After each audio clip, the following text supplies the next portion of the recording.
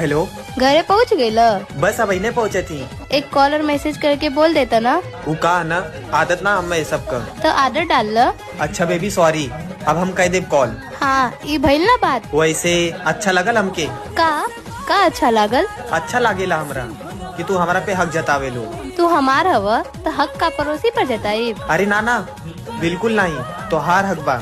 अच्छा ये सब छोड़, कुछ खैला तू? मम्मी घरे ना ही और हमें खाना भी बनावा ना वाला। वीडियो कॉल करा, हम सिखावत है खाना कैसे बनावल जाला। अरे कौनो बात ना, तू थक गया लोबू ना, आराम करा, हम बाहर से कुछ ले ले। हाँ ठीक बा ठीक बा। कुछ कहला का तू? नहीं हम तो कुछ ना करनी है। अच्छा हमके लगला आई लव यू बोलला तू। I love you. हाँ तो हमके बोला के परेला, तू खुद से ना बोल सकेला। हम तो उसे बहुत प्यार करीला जान। हमारे